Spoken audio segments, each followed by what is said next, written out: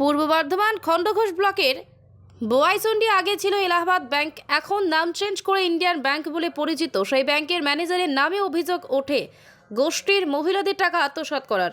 আজ মহিলারা ওই ব্যাংকের সামনে চড়াও হয়ে ওঠেন।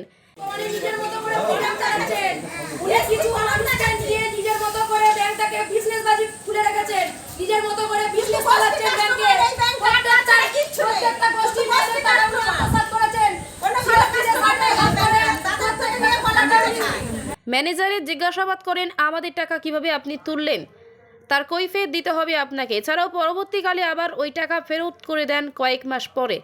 কিভাবে এই টাকা তোলা হলো, কার মাধ্যমে টাকাটা তোলা হলো, এর মধ্যে কি কোনো বড় কারো চক্রান্ত আছে বলে অভিযোগ করেন ওই গোষ্ঠীর মহিলারা ম্যানেজারের কাছ থেকে লিখিত দিতে বলেন, না দিলে প্রশাসনের দ্বারস্থ হব, এরকমই বলেন।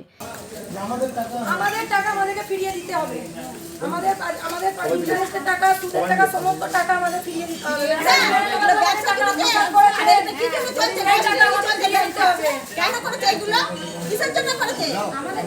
গরিবের পেটের ভাত মানে খাবে, তারা কি সরকার থেকে মাইনে পায় না? সরকার মাইনে দেয় না তাদের, তারা কেন এরকম কাজ করবে?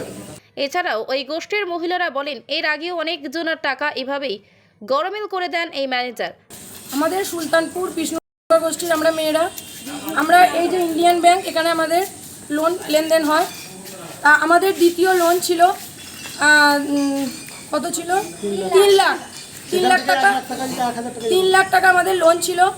আমরা আগস্ট মাস অবধি আমাদের লেনদেনের স্টেটমেন্ট বার করেছি, সব কিছু ঠিকঠাক ছিল। কিন্তু সেপ্টেম্বর মাস 23 সালের 5ই সেপ্টেম্বর আমাদের লোনের টাকা জমা পড়েছে 23,950। তারপরে ম্যানেজার বাবু ওই মাসেই 30/9/23-এ 1,40,000 টাকা আমাদের না জানিয়ে, আমাদের পারমিশন না নিয়ে, কোনো কিছু না জানিয়ে অ্যাকাউন্ট থেকে 1,40,000 টাকা উনি তুলেছেন।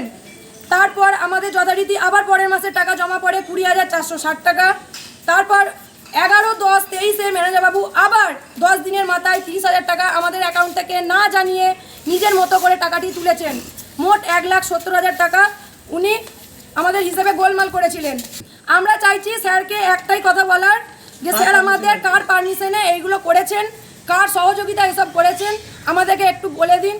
আমরা হিসাব চাই, কারা কারা এর সাথে দলে জড়িত আছে, আমরা প্রত্যেকটা বিচার চাই। কেউ যুক্ত আছে? অবশ্যই আছে, না থাকলে আজকে সিএসপি দিদিরা, আমরা যখন লোন ওঠে 1-1.5 মাস আগে সিএসপি দিদিরা আমাদের সাথে অ্যাকাউন্ট বই নিয়ে নেয়।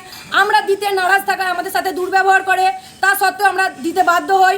সেই ব্যাংকের বই নিয়ে নিজেদের মতো রেজিস্ট্রেশন বইয়ে লেখে আমরা সই করি। সেই টাকা নিয়ে ওনারা ম্যানেজার বাবুর সাথেই এই গন্ডগোলটি আমাদের করেছেন। শুধু আমাদের নয়, অভিযোগটা কার বিরুদ্ধে এখন? ম্যানেজার বাবু আর সিএসপি। আর ম্যানেজার বাবু স্বীকারও করেছেন যে আমাদের টাকা নাকি সিএসপি কে জানানো হয়েছে, তবেই নাকি টাকাটা উনি ট্রান্সফার করেছেন। প্রশাসনের দ্বারস্থ হয়েছেন এখন? প্রশাসনের দায়িত্ব আমরা এখনো নিইনি। এরপর আমরা ভাবছি স্যার কি বলে দেখি, তারপর আমরা প্রশাসনের সাহায্য অবশ্যই নেব। কারণ আমাদেরকে দল চালাতে হয়, প্রত্যেকটা দলকে নিয়ে আমাদেরকে, গরিব মানুষ, মধ্যবিত্ত মানুষ, কালে আমাদের করেছে, আবার আজকে 6 লাখ করেছে, কালকে 10 লাখ করবে, তারপরে 20 লাখ করবে। আপনার নাম? করেছেন এটাকে একটা সিস্টেমের মধ্যে ফেলে দিয়েছেন ম্যানেজার বাবু।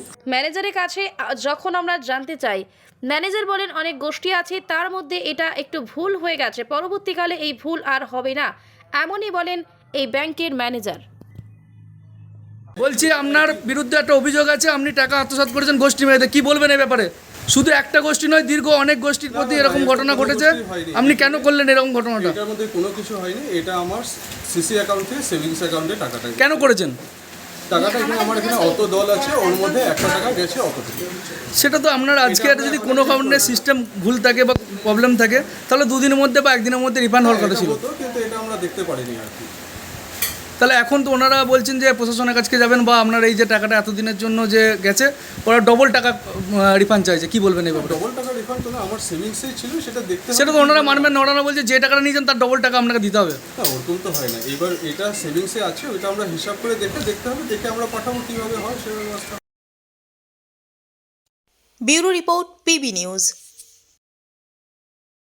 ইভল্যান্ড নার্সিং হোম, এখানে যে কোনো রকমের চিকিৎসার বিশ্বস্ত প্রতিষ্ঠান, খুবই কম খরচে বিশ্বমানের চিকিৎসা প্রদান করে থাকে। আপনাদের পরিষেবার জন্য এখানে 24 ঘন্টা জরুরি বিভাগ, এছাড়া স্বাস্থ্য সাথী কার্ডেও পরিষেবা প্রদান করা হয়। আজই যোগাযোগ করুন ইভল্যান্ড নার্সিং হোমে। ঠিকানা নবাবহাট মোড়, বর্ধমান।